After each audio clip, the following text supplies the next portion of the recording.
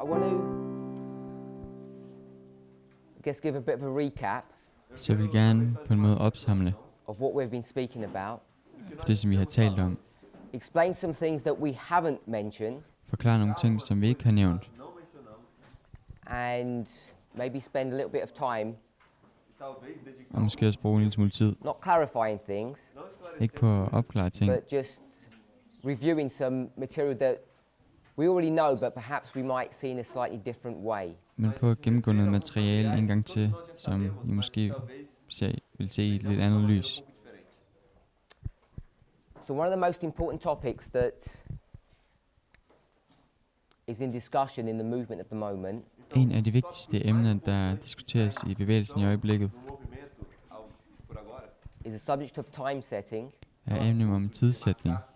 how it works, what it Hvordan means, det fungerer, hvad det betyder, how we relate to Spirit of Prophecy quotes hvordan vi relaterer til citater fra profetiens ånd, that talk against time setting der taler imod tidssætning, in relation to dates that we are already predicting in the future. i forhold til de datoer, som vi allerede forudsiger i fremtiden. In Sister Tessie's presentations, I Søster Tess præsentation you'll recall she gives you a series of dates, husker I, at hun giver en række datoer. 2012, 2012, 14, 16, 2014, 18 and 19. 16, 18 og 19. And she explained the relationship between these dates. Og hun forklarede forholdet mellem disse datoer. If you're relatively new to the movement, some of that relationship may not make sense. Hvis du er forholdsvis ny i bevægelsen, så kan nogle af de her forhold imellem datoerne Especially if måske you ikke give don't mening. understand the concept of the priests, Levites, Særligt hvis du ikke forstår konceptet imellem præsterne, levitterne og tempeltrællene. and then there's one other symbol that we would need to deal with, which would be the 144,000. Og så er der endnu et symbol, som vi arbejder med, det er de 144.000. So people don't have clarity on what these symbols mean, Så the folk har ikke implications of them. Folk har ikke klarhed om, hvad disse symboler betyder. com relação ao que esses símbolos querem dizer e as implicações deles. So if making 2019 Så hvis man gør 2019 close of probation, til nådetidets ophør, which we understand to be raffia, hvilket I forstår til at være rafia, to actually understand this, you need to understand what these symbols mean and how they interact one with another. for faktisk at kunne forstå det, så bliver man nødt til at forstå, hvad de her symboler betyder, og hvordan de interagerer med hinanden. Essas outras linhas querem dizer e como elas se relacionam entre si. Most of this information is already available A maioria Mest dessa af dette information er allerede tilgængeligt in the Portuguese. It's in the public domain. It's been around for a long time. på portugisisk. Det er ude i den offentlige domæne. Der har det været et stykke tid. Lang tid. But perhaps like most people, mas Men talvez måske, som de fleste mennesker, you either haven't known what to watch så har I ikke vidst, hvad I skulle se, or you haven't appreciated the importance of watching these presentations. eller så har I ikke værdsat vigtigheden af at se disse præsentationer. But without understanding the dispensations of these four groups, Men uden at forstå disse 4 gruppers dispensation, you really can't get a grasp of the messages that have been taught this week. så kan man ikke rigtig få en forståelse af de budskaber, som er blevet undervist i denne uge. So, if you want to discuss or understand the subject of time setting, Så hvis man gerne vil diskutere eller forstå konceptet om you really need to have tidssætning, clarity on these subjects. så har man brug for at have klarhed på disse emner. Now, Om disse another emner. yesterday, Sister Tess mentioned these four symbols and the dispensations that they represent. I går aftes så nævnte Tess de her 4 grupper og de dispensationer, som de She didn't have repræsenterer. time to explain the ramifications and the implications of what these things are meaning. Hun har ikke tid til at forklare betydningerne og vigtigheden af disse forskellige symboler.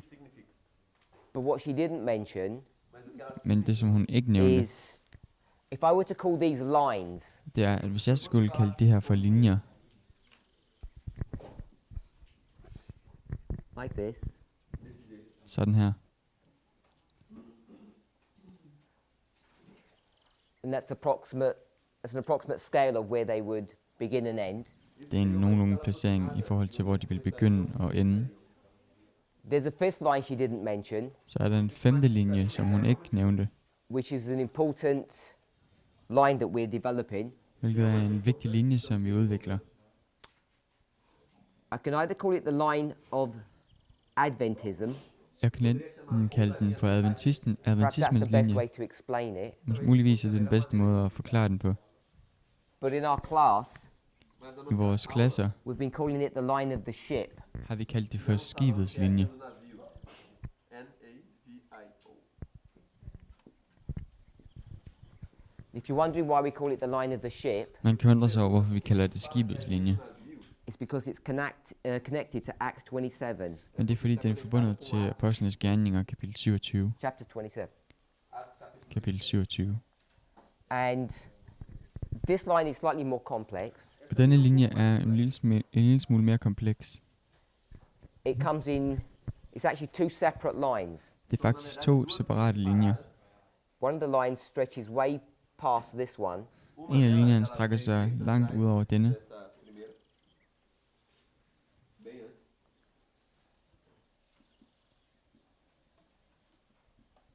comes to here, hertil, Chega até ali. and the other one E a outra. og den anden is like that. sådan her.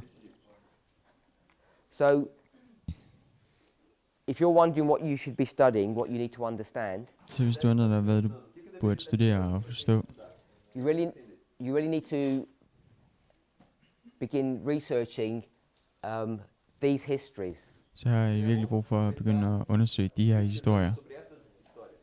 As of today, Como hoje, I dag the only place you can find this information o único er de eneste steder, hvor du kan finde denne information, encontrar essa informação in the way we're currently understanding it na forma em que atualmente i forhold til måden, vi is forstår by det på i reviewing dag, the material that has been uploaded from this school.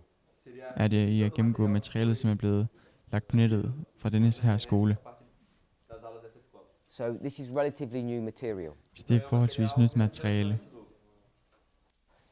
Hopefully you've picked up the point Espero Og forhåbentlig har I forstået pointen, agarrado o ponto that whilst this event is important, at mens den her begivenhed er vigtig, close of probation, nådetidens ophør, what actually is more important than that que na verdade det der faktisk er endnu is vigtigere the end det, work that precedes it.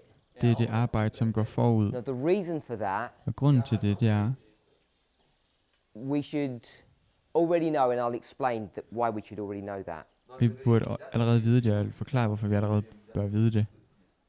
If we were to go to this history here, Hvis vi skulle gå til den her historie her, this line, denne linje, what I want to do is go back into history first, det som jeg gerne vil gøre, det er først at gå tilbage i historien, take a perspective that Ellen White gives us.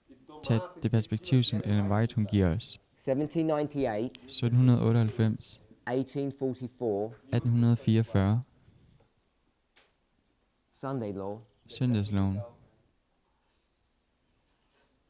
loud cry, det høje råb, AC, and the close of probation, og nådetidens ophør. second advent. Det andet komme.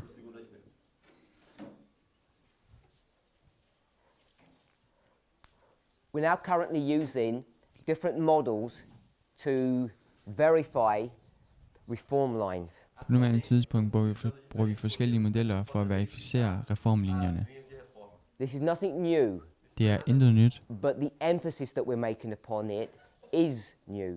men det fokus og betydning, som vi pålægger det, er Perhaps nyt. one that we have heard, if you've been in a movement for any length of time, Måske en ting, som du har hørt, hvis du har været i bevægelsen i længere tid, is the agricultural model. så er det den agrikulturelle model. The term is being used a lot of late, Begrebet bruges meget på det seneste.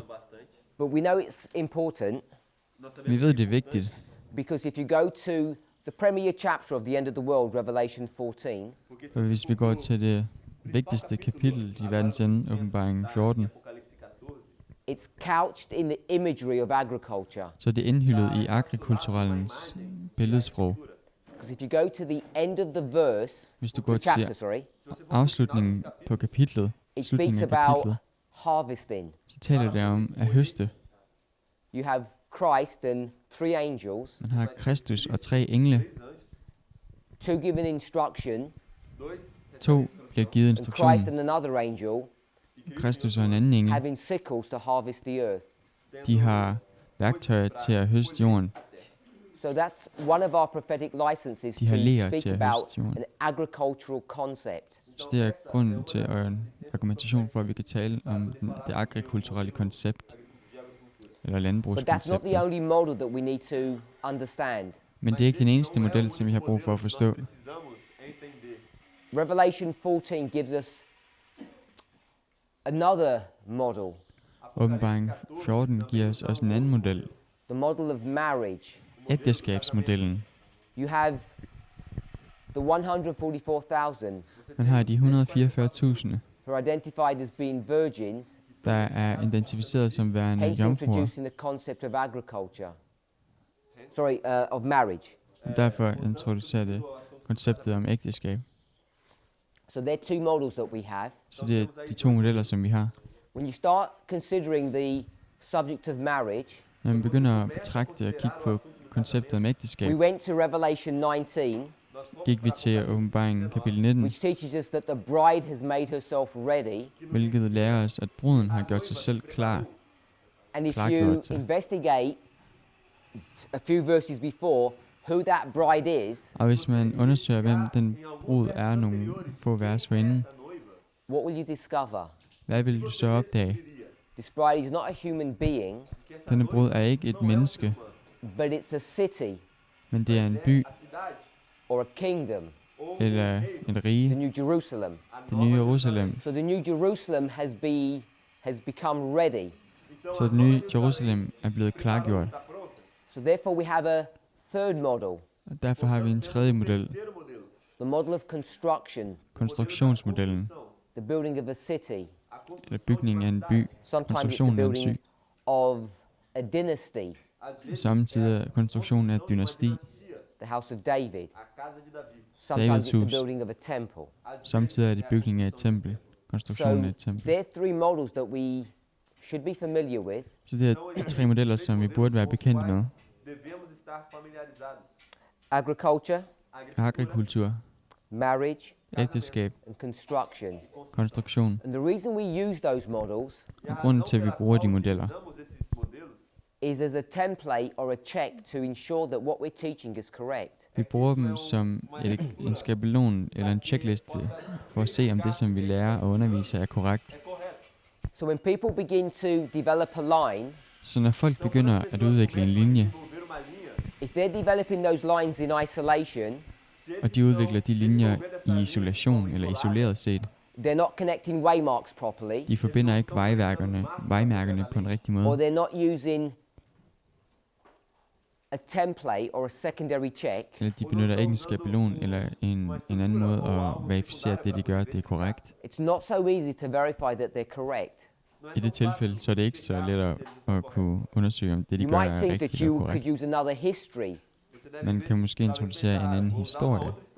but the problem with using histories Problemet med at bruge historie, det er is that your interpretation of history may not be correct, først og fremmest, at ens fortolkning af historien kan muligvis være forkert. or the history may be so complex you can't actually see waymarks there. Eller historien kan være så kompleks, at man måske ikke kan se nogle vejmærker der. marcos ali. That's why these non-historical models are so useful to use. Det er derfor, at de ikke-historiske modeller er så São tão úteis. gode at bruge, The fourth one that we use, I've mentioned that this brugbare week, at bruge. E o quarto que a Den gente fjerde, som vi bruger, já mencionou essa semana, is the som vi har talt geographical model. om i løbet af den her uge, det er den geografiske Out of model. all 4, this is the one that's used the least. Ud af de 4 modeller er dette den model, der bruges mindst. And I'm suggesting what that means Og jeg foreslår, at det betyder, is it's the one that's going to receive more attention as we move on through history. det er den, som vil få mest opmærksomhed, som vi går fremad i historien. Again, all of these ideas, these thoughts have all been laid out in the classes that we've had this trimester. Igen, alle de her idéer er blevet lagt ud i de klasser, som vi har haft i dette trimester. nas aulas que tivemos esse trimestre. Just really can't encourage you enough to review these videos. Jeg kan virkelig ikke opfordre jer nok til at gennemgå de videoer. The problem with a camp meeting like this Problemet med et lejrmøde som dette, is that when you condense tens of hours of material into a single presentation, det er, at når man forsøger at kondensere mange timers præsentation ind til en præsentation, it can be extremely deceptive. så kan det være ekstremt narrende, And what I mean by that bedragende. Det, som jeg mener is med not that det, it's error. det er ikke, at det The er, deception is that you forkert actually og think you fejl. know what's going on. men bedraget det er, at man egentlig godt ved, hvad der er, der foregår. Você sabe o que está acontecendo. Bedragelsen. You think you have a good grasp of this information. Man synes og tror, at man har en god forståelse af informationen. Vocês também, quando eu falo, ele não é só apresentador. Nós achamos que temos bom entendimento do que está acontecendo e da informação apresentada. The problem is, Problemet er, perhaps at the next presentation or at another camp meeting, Talvez na at måske i næste præsentation eller ved et andet lejrmøde, the same speaker can be talking about the same subject så kan den samme taler tale om det samme emne with a slightly different perspective, med et lille smule anderledes perspektiv, and you realize that you know very little. og man indser, at man egentlig ved rigtig lidt. This is the importance of studying for yourself. Det der er vigtigheden af at studere People personligt. often ask Folk spørger ofte, how to study, hvordan studerer jeg? what to study, Hvad skal jeg studere? and my universal answer, Og mit universale svar er, I guess similar to what Sister Tess suggested yesterday, det er ligger tæt op af det, som Søster Tess foreslog i går. just study what you're interested in. Hun sagde, studer det, som du interesserer dig Try for, applying rules ved at anvende regler, and see where you go. og så se, hvor du kommer hen. So I agree with that. Og jeg er enig med det. I'm assuming Jeg antager, Presumindo, that you find this material interesting. at I vai achar esse material. synes, at dette materiale er interessant. If that's so, Hvis det er tilfældet, and it should be, E deveria ser. og det bør det være, because this is the most interesting material that's touched this church for decades, fordi det der er det mest interessante materiale, der har berørt denne kirke i årtier, 220 this år. material is what should be exciting us and interesting us. Esse material Dette materiale bør bastante nos interessar. optænde os, To see things that we've spoken about, dreamt about, being fulfilled before our very eyes. for at se, at de ting, som vi har talt om og drømt om, bliver opfyldt lige for øjnene af os. Dos nossos próprios olhos. So you should be studying this material.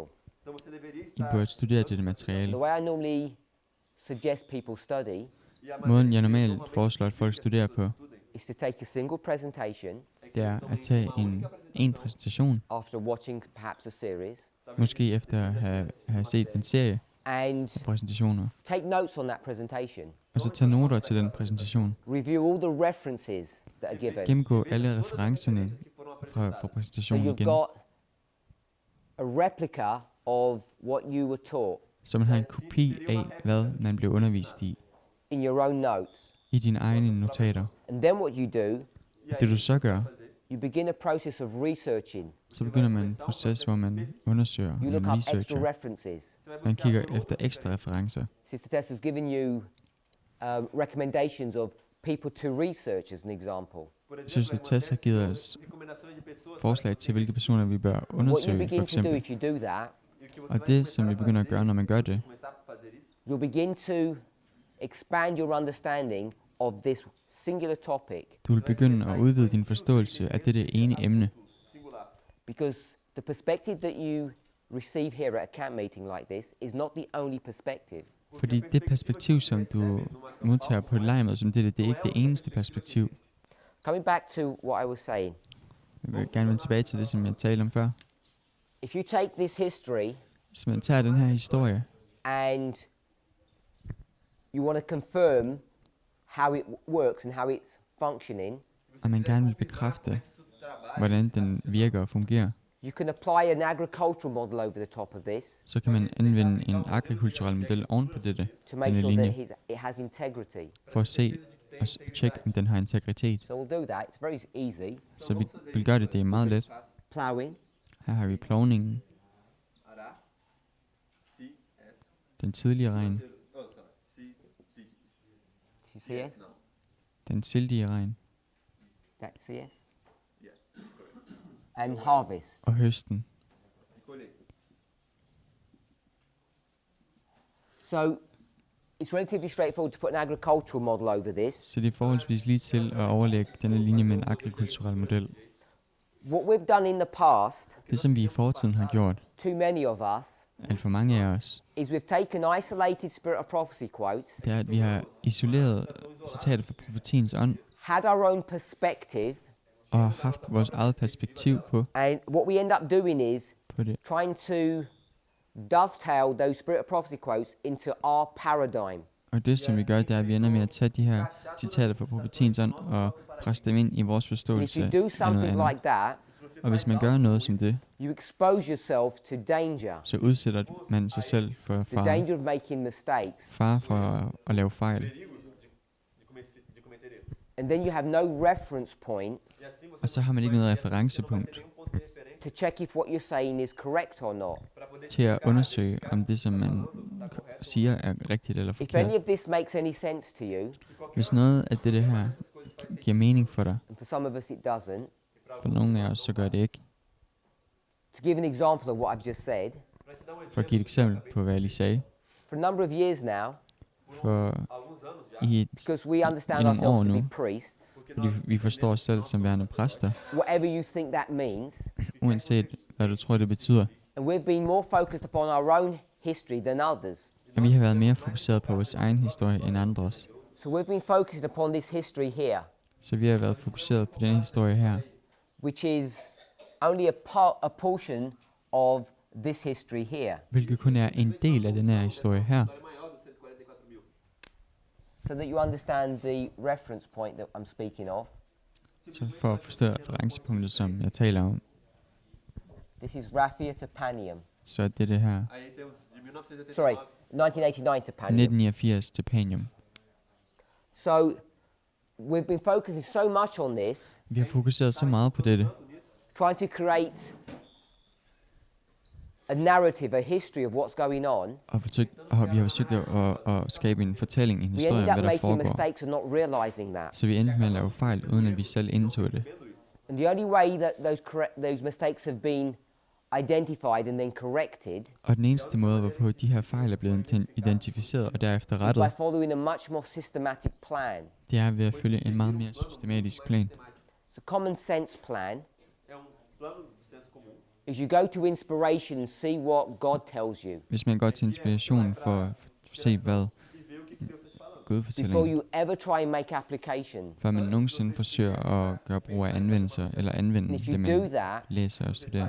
Hvis man gør you det, can be sure that sund fornuft, the conclusions that you're drawing are correct. så kan man være sikker på, at de konklusioner, som man drager, at de er korrekte. São corretas.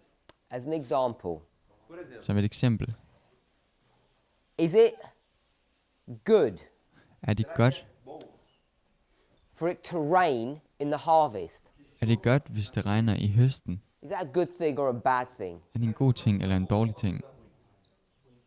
It's a bad thing. Det er en dårlig ting.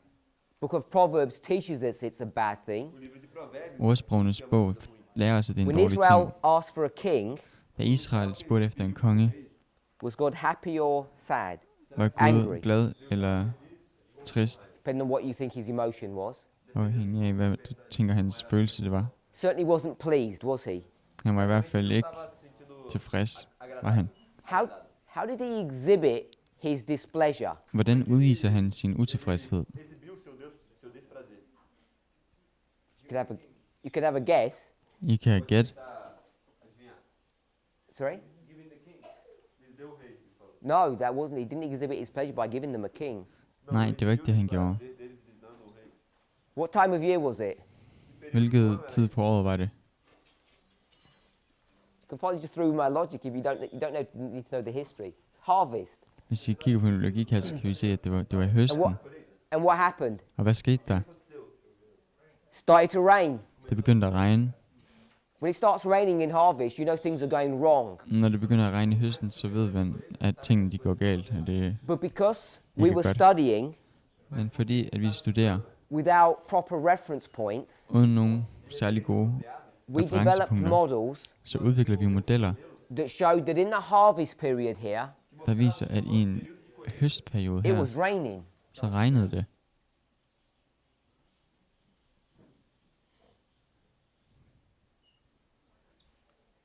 And people thought it was acceptable for that to happen. Og folk troede, at det var acceptabelt, at det skete.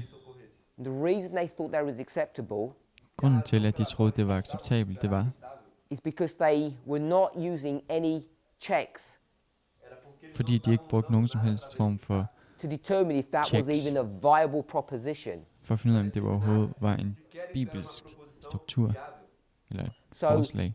what I've been trying to encourage us to do this week Så det, som jeg har forsøgt at gøre for os denne her uge, is to try to use models correctly.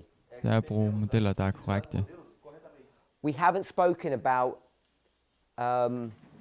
these type of problems because I've been focusing on parables, but they are related. Vi har ikke talt om disse former for problemer, for vi har kun talt om lignelser primært, men de er relateret til hinanden. So the Sunday law, Så søndagsloven, we normally put it as a waymark like this, but it's this history here. normalt vil vi placere det som et vejmærke her, men det er den her historie her. It's the history of the latter rain. Historien om den And what's sildige the regn, purpose of eller the den latter sildige rain? regns historie. Og hvad er formålet med den sildige regn?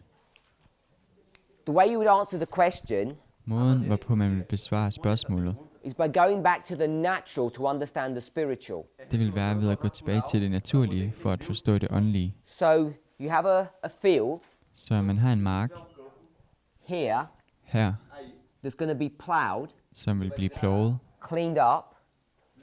ryddet op. You sow seeds here, Man sår frøet her, and then they begin to grow. og så begynder de at vokse. First the blade, then the ear, Først lidt, så mere, then the full corn in the ear. og så til sidst, hvor frugten også er der.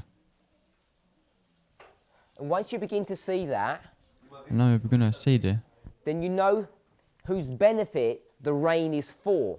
så ved man, hvem det er, at regnen egentlig skal gavne. The seed that's sown here is good seed. Frøet, som bliver sået her, det er det gode frø. So the Det latter er godt frø. rain Så den sildige regn is for a group of people er for en gruppe mennesker, that was sown way back here, som bliver sået helt tilbage her. and they're about to be harvested here. Og de skal til at høstes her.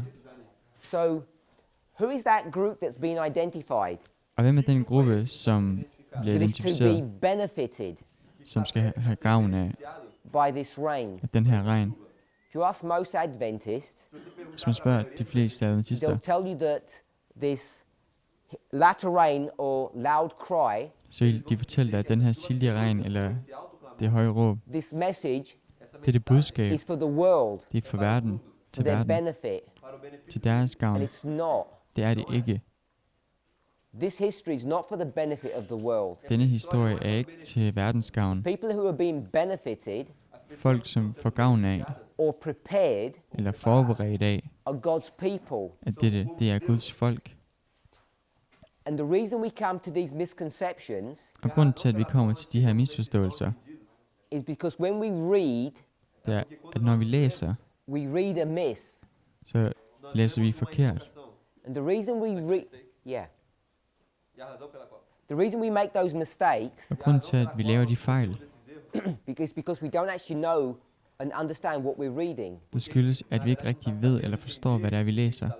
Hopefully you remember the point that I wanted us to see. Forhåbentlig husker I den pointe, som jeg gerne vil have, at I så.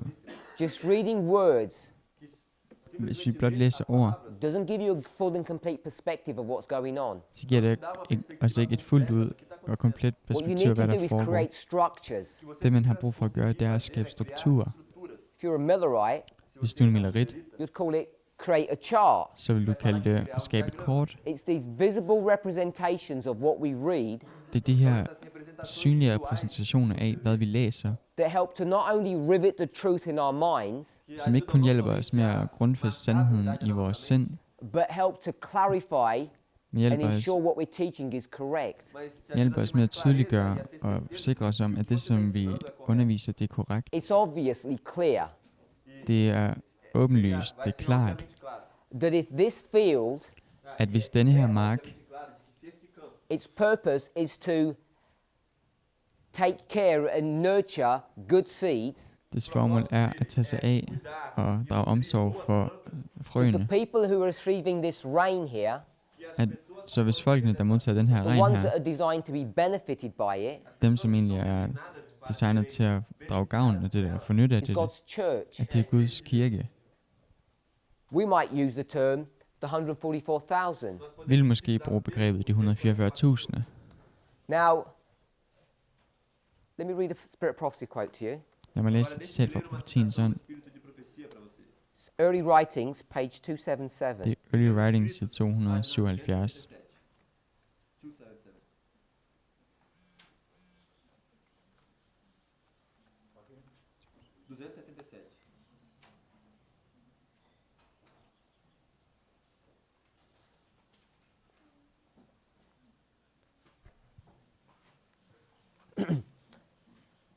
Even in this movement, Selv i den her bevægelse, after years of research and study, efter mange år med undersøgelser sometimes og we still studier, have misconceptions. så har vi stadigvæk nogle gange misforståelser og forkerte koncepter.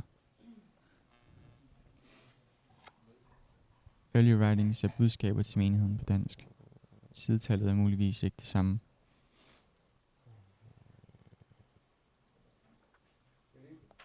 Primeiros escritos 277.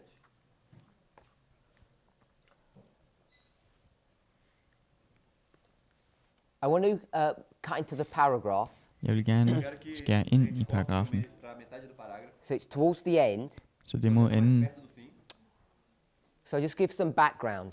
Så for at give lidt baggrundsviden, I'll run us through the paragraph. jeg vil løbe os igennem paragrafen. Pelo parágrafo. There are angels Der er engle, going to and from heaven. der går til og tilbage fra himlen. We've already discussed how those angels travel. Vi har allerede diskuteret, hvordan disse engle, de How do you rejser. travel back and forth from heaven? Hvordan de rejser til og tilbage fra himlen til himlen. You don't fly, do you? I flyver ikke, gør I. You have to climb up and down a ladder. I bliver nødt til at kravle ned, op og ned af en stige. So you know that Jesus and parables are connected to this whole affair Så I ved, at Jesus og lignelser er forbundet til hele denne affære to prepare us. for at forberede os. So these angels are preparing God's people Så disse engle, de forbereder Guds folk for an important event. for en vigtig begivenhed, til en vigtig Ellen White begivenhed. doesn't tell you what the event is, Ellen White fortæller dig ikke, hvad begivenheden er. but I'm saying it's here. Men jeg siger til dig, at den er her. Event. Begivenheden. This is the event that she's referring to, the Sunday law.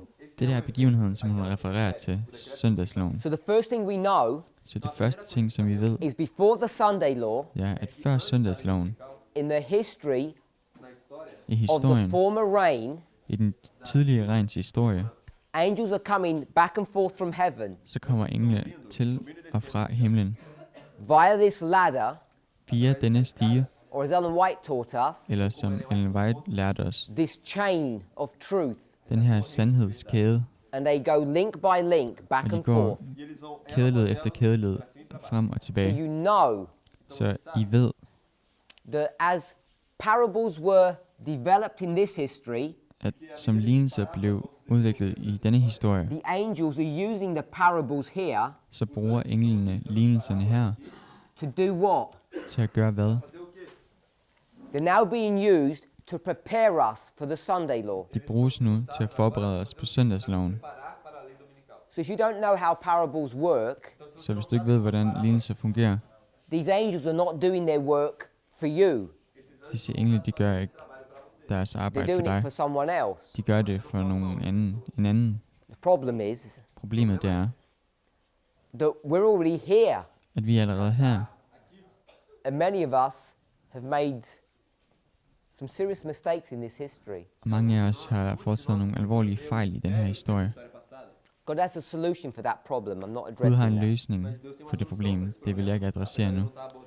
She sees another angel come down, Hun ser en anden engel komme ud, who has power and light. som har magt This og angel that lys. she's referring to Denne engel, som hun refererer til, is the angel of Revelation 18, verse 1. det er englen fra åbenbaring kapitel 18, vers 1. So the angel of Revelation 18, verse 1 comes here. Så englen fra åbenbaring kapitel 18, vers 1 kommer I ned her. discussed this yesterday in the Q&A. Jeg diskuterede det i går, da vi havde spørgsmål og Remember, svar. people are always asking a question At der altid er folk, der stiller spørgsmålet about Numbers 24:17, om 4. Mosebog, the relationship kapitel 24, between vers 17. the angels Forholdet imellem englene and the star, og stjernen, the promised one. den The relationship lovede. between 9/11 and the close of Rel- probation. Forholdet mellem 11. september og nådetidens ophør. This angel comes down Den her and engel imparts light. nedstiger og giver lys. He comes just at the right time. Han kommer på præcis det rigtige tidspunkt. And his message is that Babylon is fallen. Og hans budskab, det er, at Babylon er faldet. This is a repeat of the message Det that der, happened in 1844. det der er en gentagelse af budskabet, som kom i 1844.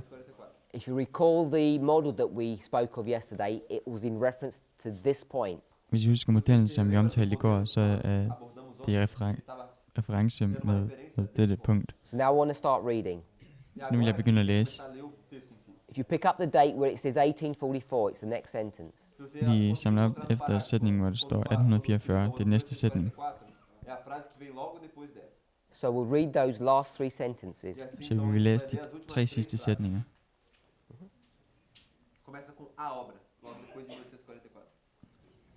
Denne engels gerning kommer på præcis det rigtige tidspunkt til at tilslutte sig den tredje engels sidste arbejde, som det vokser til det store, det høje råb.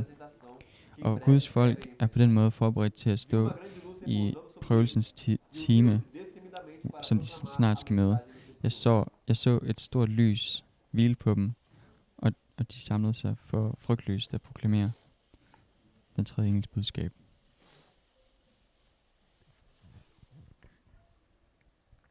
So I just want to make comment on this passage. Så jeg vil blot kommentere på denne passage. The work of the angel comes at the right time Englen den kommer på det rigtige tidspunkt, as the third angel's message begins to swell. som det tredje engels budskab begynder at vokse. This is what Sister Tess was talking about yesterday. Som Søster Tess omtalte i går. And the people of God are thus prepared to stand in the hour of temptation. Og Guds folk er på den måde forberedt til at stå i prøvelsens So many time. people get tripped up here, Så mange folk, de snubler her. and they begin to take this passage and twist it. De begynder at tage den her passage og fordreje den. When I say people, I mean us. Når jeg siger folk, så mener jeg også. Because we would approach this, some people would. Fordi vi vil tilnærme os dette. Nogle folk I've vil. come across it enough times to know that many of us do this. Jeg har oplevet det tilpas mange gange for at kunne sige det. Temptation means test. Fristelse betyder, So Test there's something eller that's prøve. going to prepare you så der er noget, som vil to forberede dig stand in the hour of test. til at stå i prøvens time. And as Adventists, what is the hour of test? Og som adventister, hvad er prøvens time så? The hour of test, we would argue, would be the Sunday law. Prøvens time vil vi argumentere for af søndagsloven. And therefore, Derfor, when the angel comes down, når englen kommer ned, eller his nedstiger, purpose is to prepare you for the test, så er dens formål at forberede dig til prøven. this hour of temptation.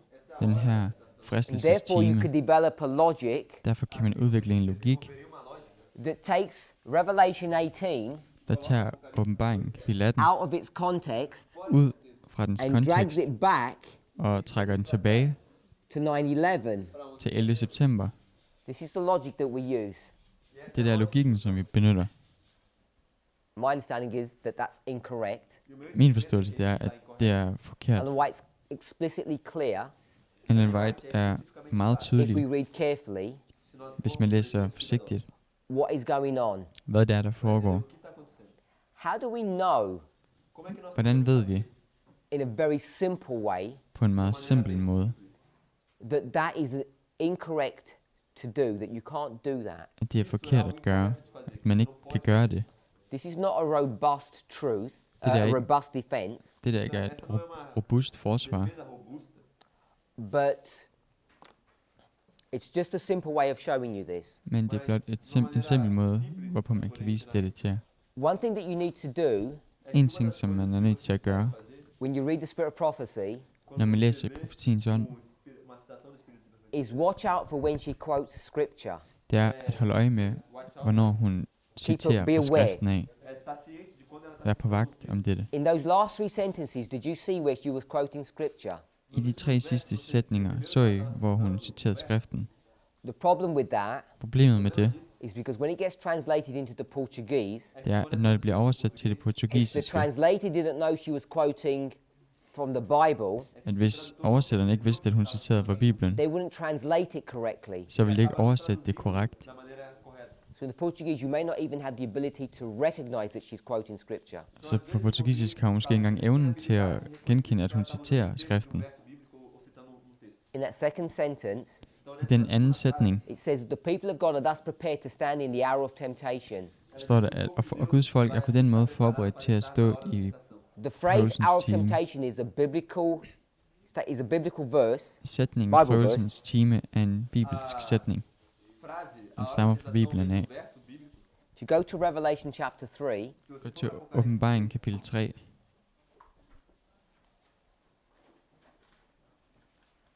as you're turning there, som I bladrer derhen. this angel, Denne engel, its work, dens arbejde, Revelation 3, Apocalipse 3. is to Åbenbaring prepare you 3. for the hour of temptation, det er at forberede jer for prøvelsens time, which is ahead of you.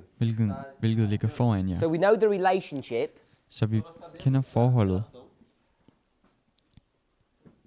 18:1 Apocalipse 18:1. Åbenbaringen before, 18, vers 1, er før, eller går forud the hour. for timen. H-O-R-A. That's clear enough to read. Det er tydeligt nok, når man læser If you det. go to verse 7, Vamos para Gå til vers 7. this is the history of Philadelphia. Det der er Philadelphias We were to historie. read through Philadelphia. Vi vil læse igennem Philadelphia, a história de Filadélfia. We're going to read the last part of verse 7. og vi vil gerne læse sidste sætning i vers 7. Someone has the key of David, Nogen har Davids nøgle, and what is he able to do? og hvad er han i stand til at gøre? He can open and close doors. Han kan lukke op og lukke til. Verse 8 Vers 8 continues this concept of opening and shutting doors. fortsætter det koncept med at opåbne og lukke døre. Verse 9 Vers 9 talks about the synagogue of Satan, taler om Satans synagoge, who claim that they are Jews, but they're not. som hævder, at de er jøder, men And det er de then ikke. verse 10. Og så vers 10. We'll read verse 10. Lad os læse vers 10. Efter du har bevaret mit ord om tålmodighed, vil jeg også bevare dig for fristelsens stund, som skal komme over ganske jordrige og friste dem, som bor So på verse 10, jorden. you pick up the phrase hour of temptation, Vers 10 kan samle op på den her fristelsens stund, eller fristelsens and we know time. that this hour of temptation Og vi ved, at denne fristelsens time is connected to the shut and open doors. er forbundet til de lukkede og We know opåbnede this is døre. Millerite history. Vi ved, at det der er Milleriter-historie. When is the open and shut door? Hvornår er den åbne og den lukkede? Hvornår åbnes og lukkes døren? October 22nd, 1844. 22. oktober 1844. The shut door. Der er der en lukket dør. Der ser vi en Sister lukket Tess dør. mentioned yesterday Søster Tess, hun nævnte i går, that the shut door is here. at den lukkede dør er her. Efter noget It's not tidens the only way ophør. to prove that, Det er ikke den eneste måde at because you bevise det know på. at Daniel 12:1, For I ved, at i Daniel kapitel 12, vers Jesus 1, leaves the most holy place. He shuts the door behind him, and no one can open it. så går Jesus fra det allerhelligste, og han So lukker October døren 22nd fra det helligste til det lines up with allerhelligste. the close of probation. Så 22. oktober er coming parallelt back to med early noget tidens writings, ophør. Voltarmos para Hvis man går tilbage til You can see budskaber til menigheden, that kan man se, when Ellen White talks about the relationship of 18:1 at and når, the hour of temptation, at når Ellen White hun omtaler det her forhold mellem kapitel 18, vers 1 og this cannot be 9/11, fristelsens time, så kan det ikke være 11. september, but rather the Sunday law. men i stedet for søndagsloven. What we're then tasked to do Det, som vi så bliver bedt om at gøre, is to understand what 9/11 is and how it works, det er, hvad er 11. september, og hvordan fungerer det? which I already briefly explained yesterday. Hvilket jeg allerede hurtigt forklarede The i point går. I want us to see Så pointen, jeg gerne vil have, at vi ser, is that when this angel comes det er, at når denne engel, den and kommer, we go through this experience, og den går igennem denne her it's erfaring, to prepare us for this event. så er det for at forberede os til denne begivenhed. If I were to take that and bring it into this history, Hvis jeg skulle tage det og bringe det over i denne her historie,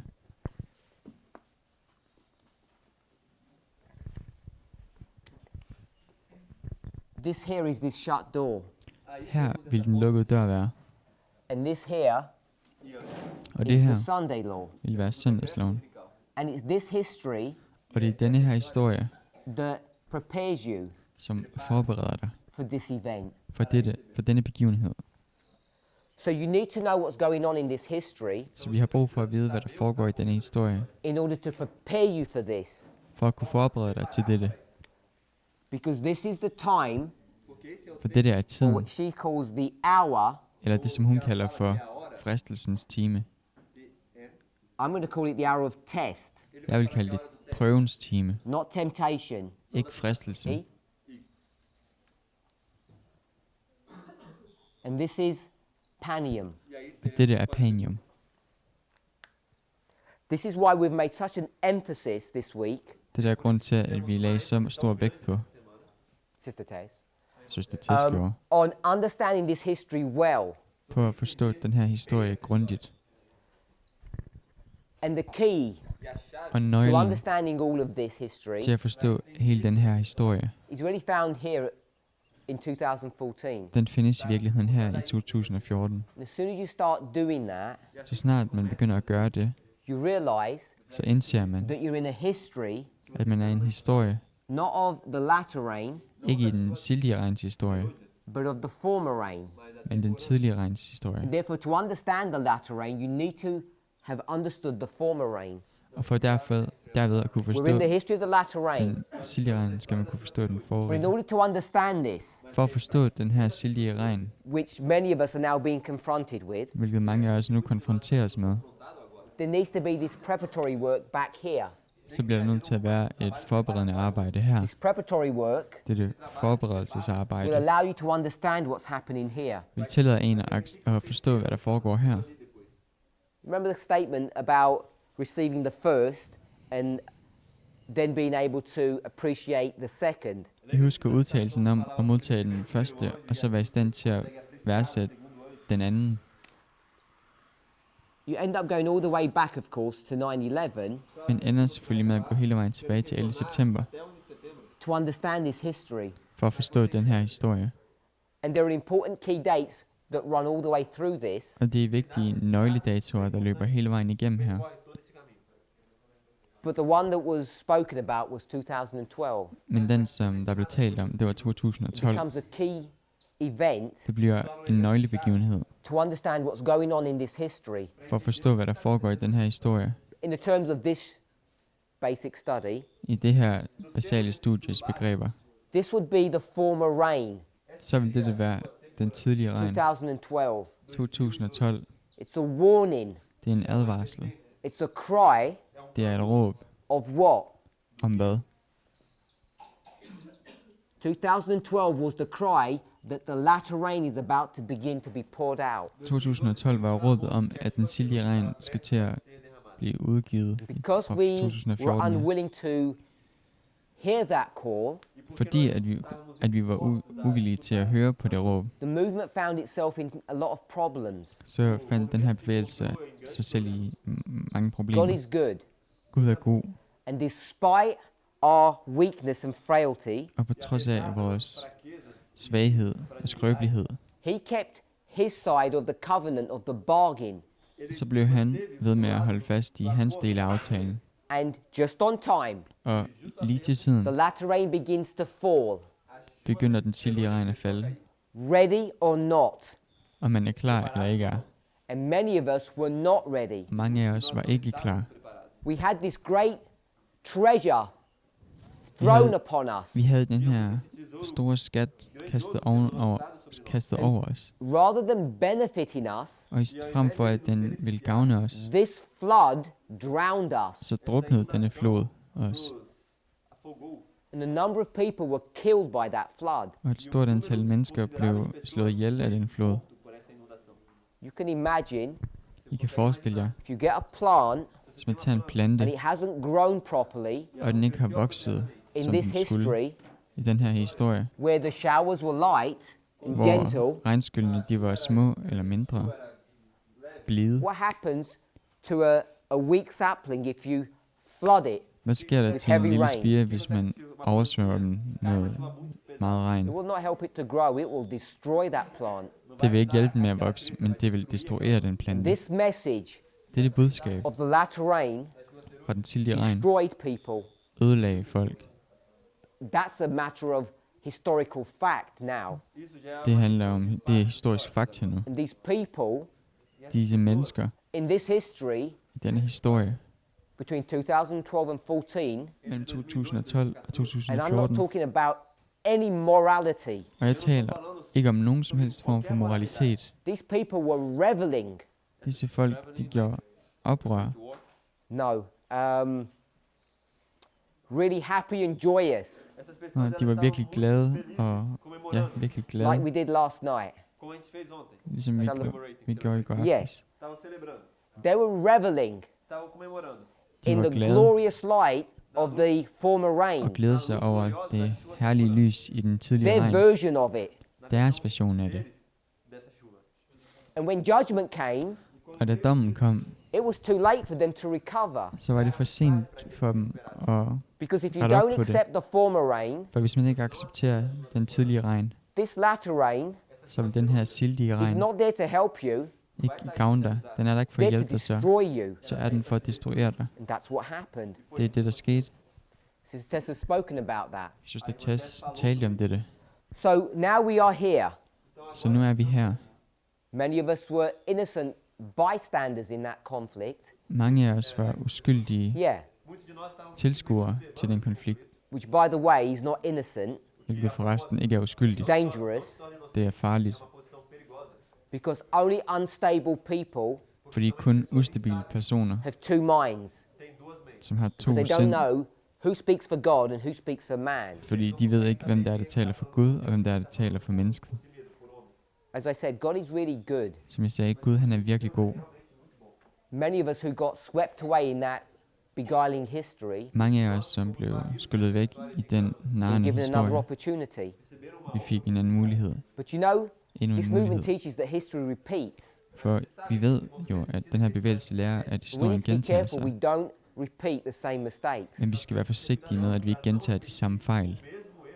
Because when you get to this way mark, For når man kommer til dette vejmærke, close of probation, nådetidens ophør, that repeating cycle stops. så stopper den her gentagende It cyklus. doesn't continue forever and a day.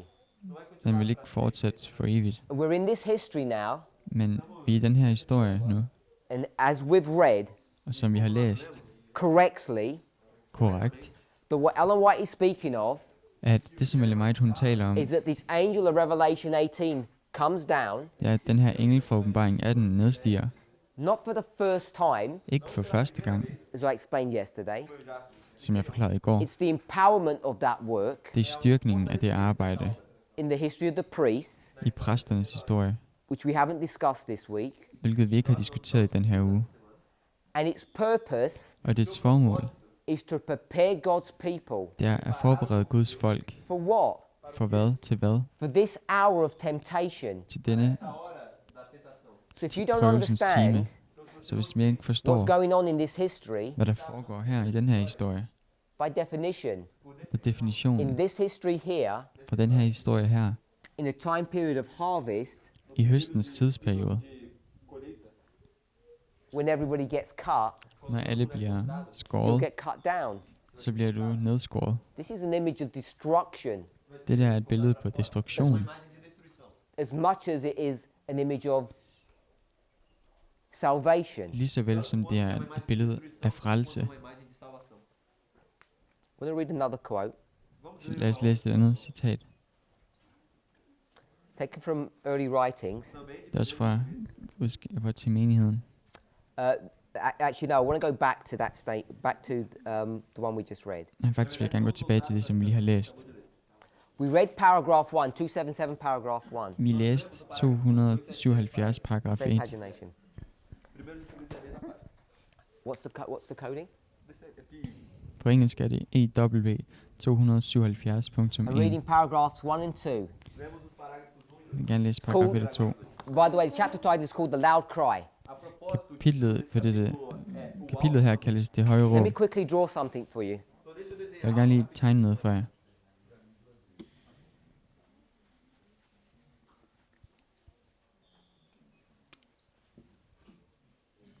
I'm redrawing that here. Jeg gentegner det her. We've got 18:1. Vi har kapitel 18, vers 1. Then we've got the close of probation. Så har vi nådetidens ophør. This is Daniel 12:1. Det der er Daniel, kapitel 12, vers 1. Close of probation, Sunday law. Nådetidens ophør og søndagsloven her i fra åbenbaringen, kapitel 18, vers 1. Next paragraph. Næste Angels were paragraf. sent to help this angel. Engle blev sendt for at hjælpe den her engel, And I heard voices everywhere. og jeg hørte stemmer alle vegne. And they cried, Come Og de out of her, råbte, my people. Kom ud af hende, mit folk. So this is Revelation 18:1-3. Så det der er jo åbenbaringen, kapitel 18, vers 1-3. And then Og så she quotes 18, citerer hun kapitel 18, verse 4 and 5. vers 4 og 5. And this happens after that. Og det sker efter det. This message Dette budskab was in addition to the third message. var en tilføjelse til det tredje budskab, And it joined the third message og det tilsluttede sig det tredje as budskab, the midnight cry joined the second message. så midnatsråbet tilsluttede sig den anden engels budskab. So again, it's not my purpose to study this out and Så igen, explain det er it, ikke mit formål at studere det her nu og forklare det. but what I want us to see, Men det, som jeg gerne vil have, at vi ser, that she references this waymark here det er, at hun refererer eller omtaler Is the dette midnight vejmærke som midnatsråbet, which for us hvilket for os translates to the loud cry. oversættes til det høje råb. The midnight cry and the loud cry are subtly different. Midnatsråbet og det høje råb er subtilt forskellige. The purpose of each was different. Formålet for hver af dem var forskelligt. Often we casually just say that they're synonymous. Ofte så siger vi ubetænksomt, at de er synonyme med They're not hinanden. quite that. De er ikke helt synonyme. But what I want us to see Det, som jeg gerne vil have, at vi ser, is that we have three independent messages er, at vi har 3 uafhængige budskaber, that all need to be dovetailed together. som alle bliver nødt til at blive forbundet. And the reason why, the point I want us to make, let's go to the other passage that I said. Og pointen, som jeg gerne vil komme frem til, lad os gå til den anden passage. This is early writings, Det er også budskaber til menigheden. 237, Side 2, 3, 7, paragraph 2.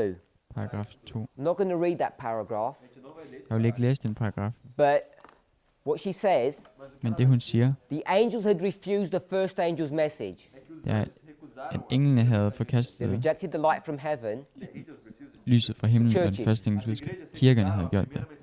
Som They kirkerne, rejected that light det forkastede det lys. by opposing the first angel's message. Ved at forkaste den første engels budskab, They couldn't see light in the second. så kunne de ikke se lyset i den anden engels budskab. Going then to the next paragraph.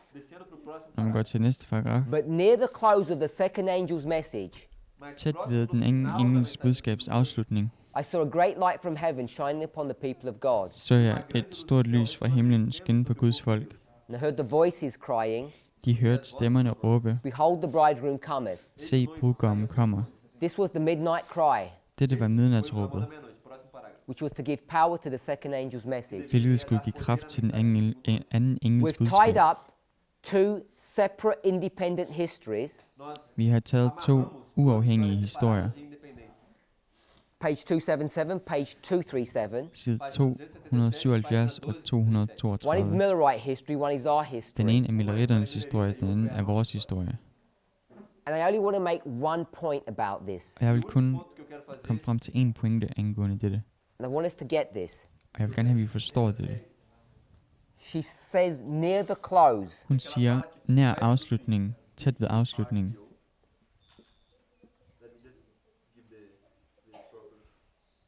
Tæt på afslutningen på den anden engels budskab. FIM. PRX PRO O XIMO space DO space FIM.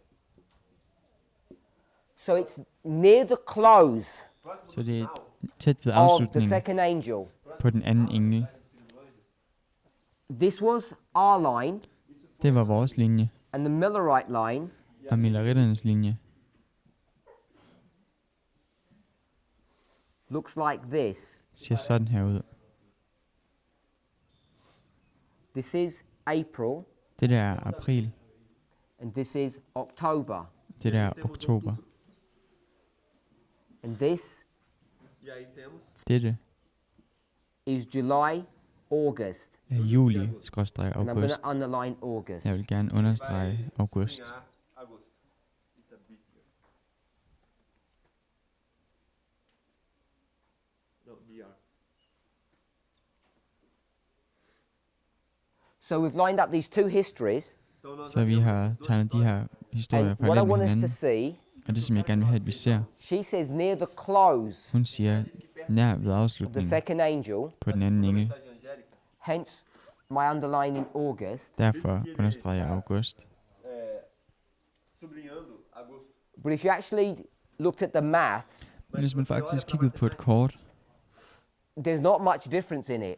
så der er ikke stor forskel You'd på have det. 4 and 2 months. Man har 4 og 2 måneder her. But if you look at our history, Mas Men agora hvis man kigger på vores historie, this history here, denne historie her, when you start talking about the loud cry, og man begynder at tale om det høje råb, it's here. så er det her. And we've got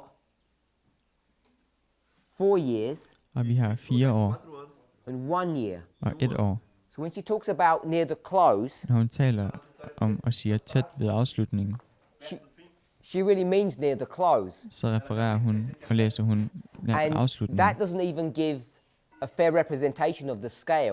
Og det giver ikke en rigtig repræsentation på skalaen, eller When we start forholdet. thinking about Skalaen, what we mark as these histories. når vi begynder at tænke på, hvad det er, vi markerer som de her historier. Como sendo essas histórias. Most of you, De fleste af jer, this movement only understood the loud cry at the end of 2018. denne bevægelse forstod kun det høje råb i slutningen af 2018. 2018.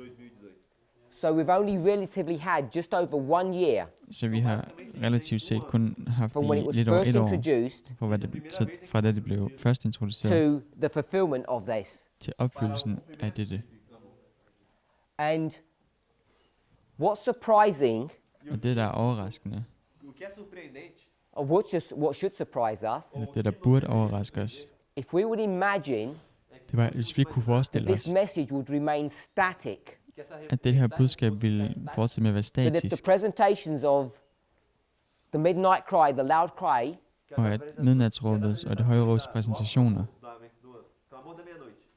were first given in the autumn Primeiro foram dadas først blev givet 2018, de 2018. i efteråret 2018, Oktober. efterår, Outubro. oktober mere autumn for præcist, Porque não era Oktober for mig. pra nós aqui no hemisfério sul. would we imagine that that message would remain static? havde vi så forestillet os, at det budskab ville blive ved med How at være could that statisk?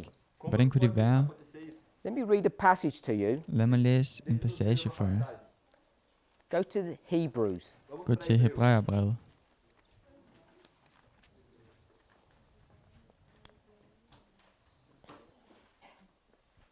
Go to Hebrews chapter 8. Gå til Hebræerbrevet kapitel 8.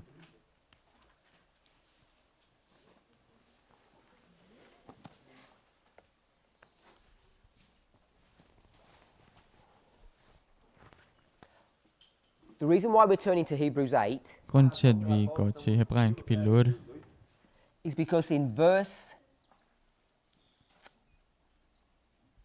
10 det er, at i vers 10, talks about a new covenant der tales der om en ny pagt, where the Lord will put his law into our heart.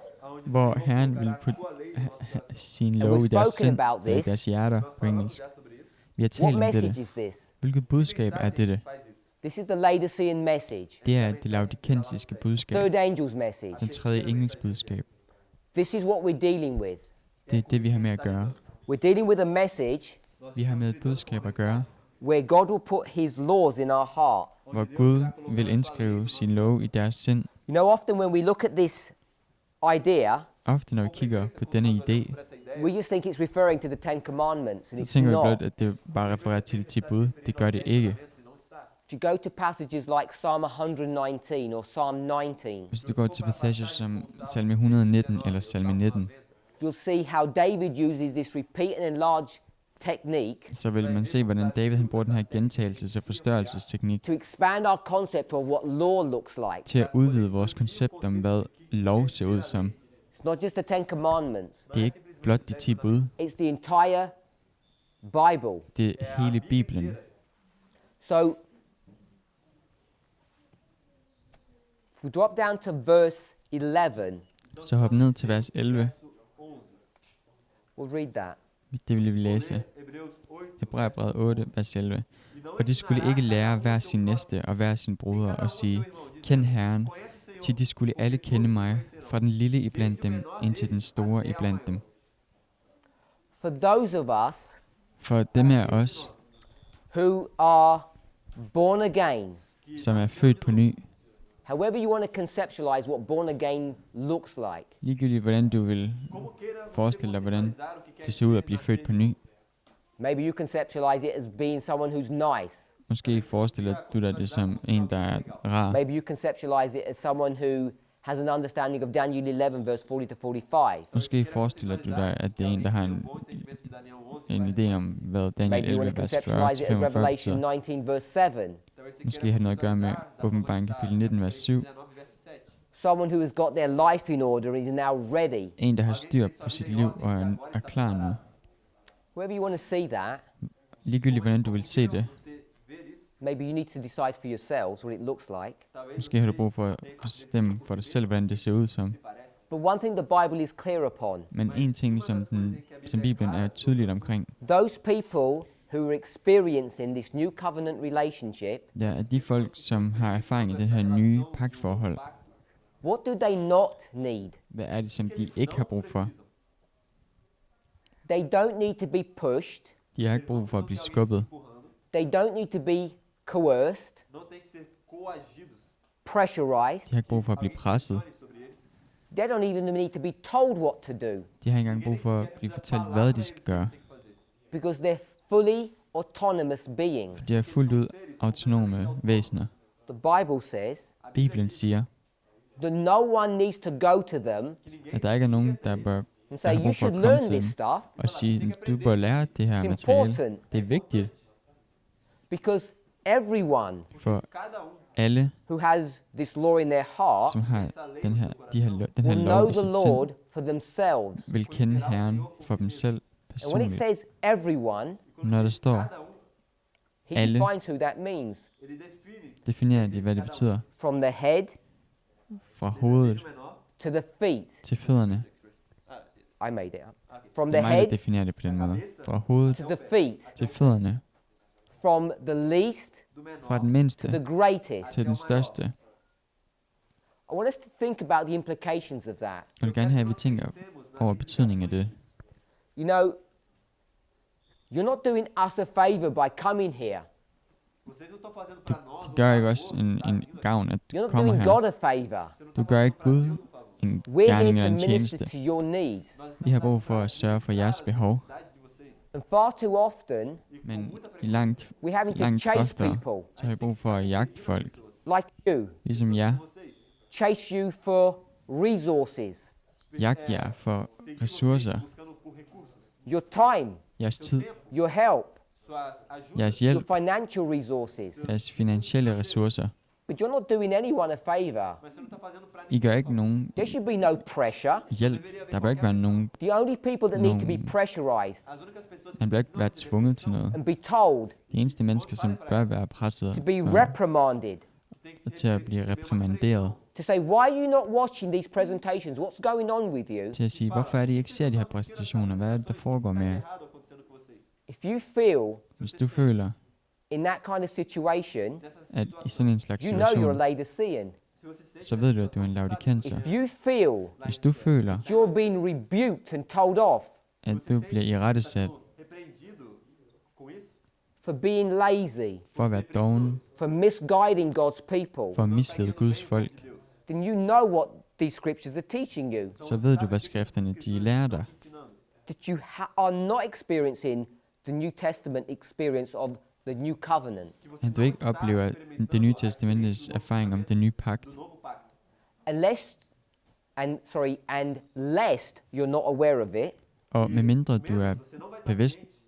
om dette, E para que você não seja. and just in case. Okay. Yeah. Caso blot i det você não tilfælde. seja ciente, Chapter 8 Kapitel 8, o capítulo 8, comes after chapter 7. ele vem så kommer det efter kapitel 7. And what is chapter 7 dealing with? Og hvad handler kapitel 7 om? Because the question was asked yesterday For spørgsmålet blev stillet i går about this very subject, sobre om exatamente esse assunto. netop dette an emne, understanding of the priesthood. en forståelse af præsteskabet, If you want præstegærningen. to understand chapter 8, you need to understand chapter 7. Hvis du gerne vil forstå kapitel 8, så bliver du nødt til at forstå kapitel 7. Chapter 7 Kapitel 7 is the chapter, the premier kapitlet. chapter that discusses what the priesthood looks like, what its function er is. kapitlet, der forklarer, hvad præsteskabet er, hvordan det fungerer.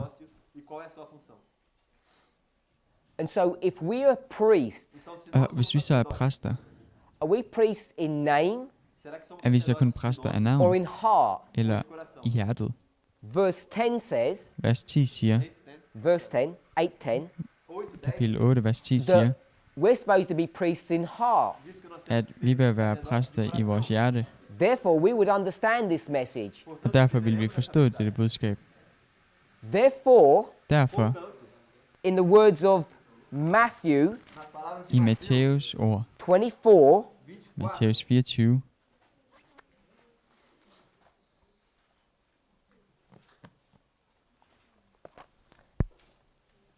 I'll have to find the verse.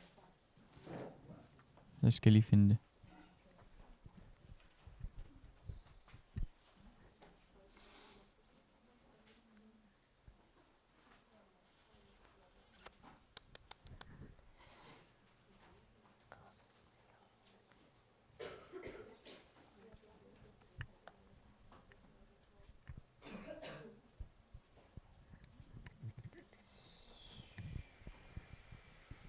Yeah, sorry. Ja, Verse undskyld. 28. Vers 28. 28 de Mateus 24.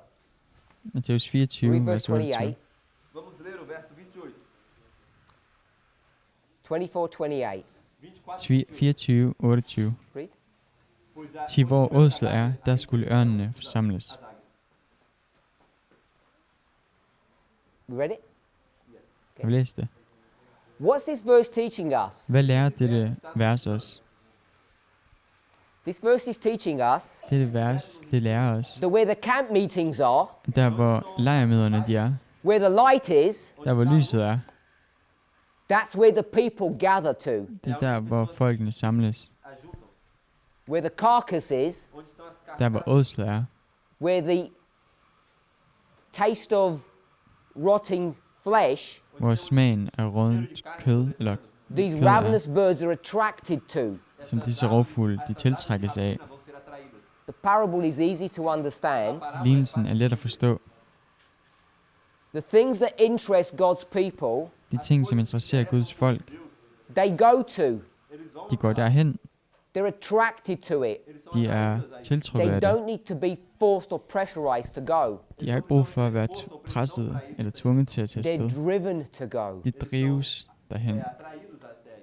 If De you drages believe derhen. Se você crê Hvis du tror, we're living in the history of the midnight cry, at vi lever i midnatsråbets historie, far be it for any of us må det så være langt fra os to chastise or tell off people til at irettesætte folk for not attending studies, for at de ikke kommer til for studier, not watching presentations, for at de ikke ser præsentationer, for being too worried about the cares of this life for at være alt for bekymret om dette livs bekymringer, than attending camp meetings. frem for at tage til Be lejrmøder, more interested in Porque eles estão mais atraídos pelos afazeres da vida do que atender as acampais. except med mindre if your garments are scarlet colored. at dine klæder de er Suas roupas røde, cor escarlate. Then så we're willing to reason together with you. så er vi villige til at resonere med dig. We're willing to argue and contend with you, Vi er villige til at diskutere med dig, to persuade you, til at overtale dig, sometimes with a heavy hand, samtidig med en tung hånd, sometimes with a rebuking, stern voice, samtidig med en irettesættende to ask you what's going on in your streng life, stemme. Vi spørger, hvad foregår der i dit liv?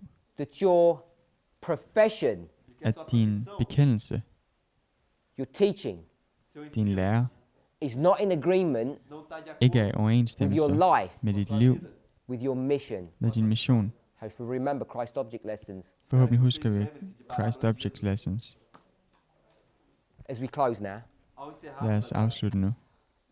my parting words to you as minhas Mine palavras afsluttende og sidste ord til jer are the following. são as er de følgende. We're only beginning to understand Vi begynder kun at forstå entender. what kun we need begyndt at to forstå do, O que nós precisamos det, som vi har brug what for we at need to gøre, know det, som vi har brug for at vide, as we approach November som the vi, 9th. som vi nærmer os 9 de novembro. den 9. November the november. 9th 9. is november not the end, er ikke enden, it's the beginning. det er begyndelsen. It's the beginning of the hour of temptation. Det er begyndelsen på prøvelsens time, If you think you're struggling now, fristelsens time.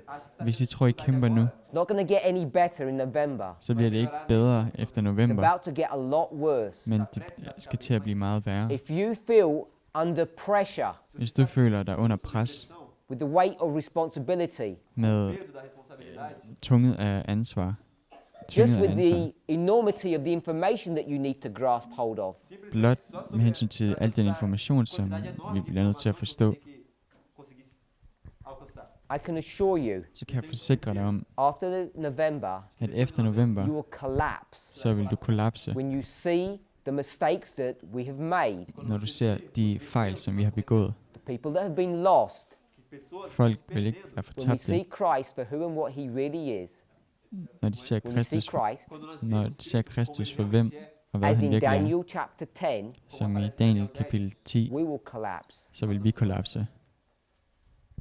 And that's if you've passed the test. isso é Og det er, hvis du går igennem We failed the testen. preparation now. se você falhou Vi fejlede forberedelsen. That history essa história, Den will historie destroy us. vil ødelægge os. People ask, Folk spørger, what is this movement going to look like afterwards? hvordan vil den her bevægelse se ud efterfølgende? In Daniel chapter 10, I Daniel kapitel 10, when those people da de folk entered into this time of temptation, gik ind i denne prøvelsens tid, those who were unprepared dem som var uforberedte, did the same thing gjorde den samme ting as those who were unprepared here som in dem, 2014. der var uforberedte i 2014 gjorde.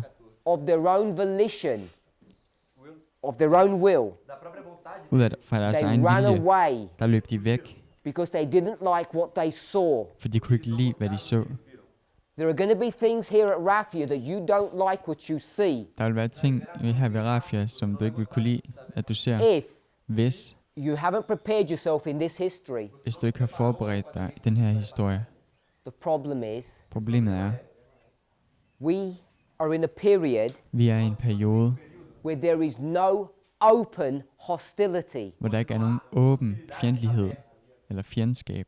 The lack of acceptance a falta de Det, at der ikke er mange, is der not the same as accepterer, it was here, det er ikke det samme, som det var her, with people openly and publicly rejected. hvor folk åbenlyst og offentligt forkastede The loud cry.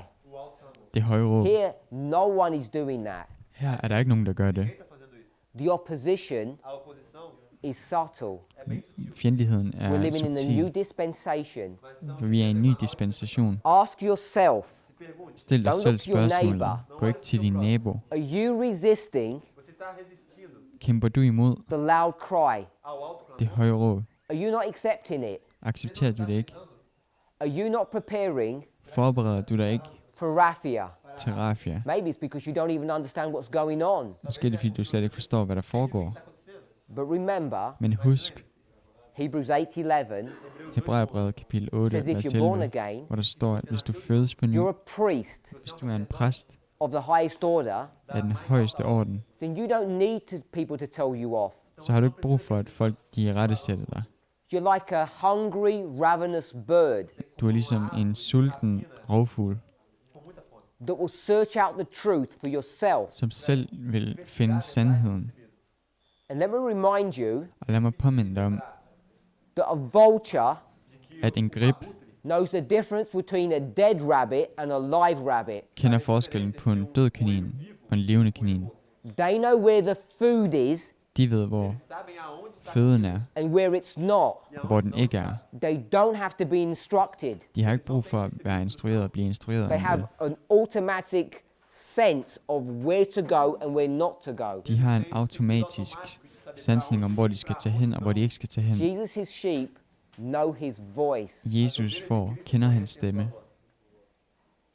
Find out for yourselves Find selv ud af, where the truth of God is being taught hvor Guds sandhed den undervises, and og follow it læres, like the vultures do. og følg efter den, som gribene de gør. So that when Raphia comes, Så at når Rafia you kommer, don't run away, så I ikke løber væk, that sickle at den doesn't cut you Le- to pieces and destroy you. ikke vil skære jer i stykker og destruere jer. Lad os bede.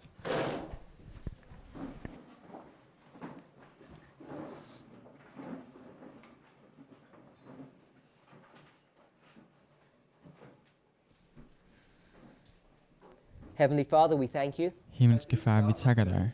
We want to ask and pray for the blessing that you want to give to us. Vi vil gerne spørge og bede om den velsignelse, som du gerne vil give til os. As we come to the closing moments of our school, Så vi kommer til de afsluttende øjeblik på dette lejr med. we want to ask that you would continue to be with us. Så vi vil gerne bede, at du vil fortsætte med at være med os. Help our minds to be here, Hjælp vores sind til at være her.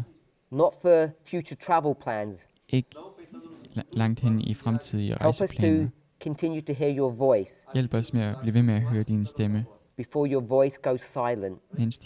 inden din stemme bliver Lord, we stille. know Herre, vi ved, we're in the time period of the closing of the second angel. når den anden engels budskabs tidsperiode ophører og We afsluttes. also know Vi ved også, we're in the closing period of the third angel. at vi er i den tredje engels afsluttende periode. History is repeating line upon line. Historien gentager sig linje på linje. And because of the expansion of information, På grund af denne informationsudvidelse many of us are confused er mange af os forvirrede, and we don't know where to look. og vi ved ikke, hvor vi skal se hen.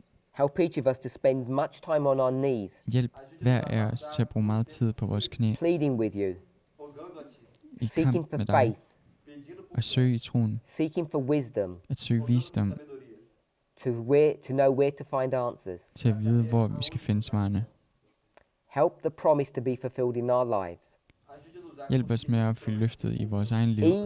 Even if we're in a Laodicean condition, Selv hvis vi er i en laodikensisk tilstand, may we see that you want to bless us. må vi se, at du må velsigne os. At du vil Help us to velsigne os. accept what we're hearing Hjælp os til at acceptere det, som vi hører, if we find it to be the truth. hvis vi finder det til at være sandhed. In Jesus' name. Det beder jeg i Jesu navn. Amen.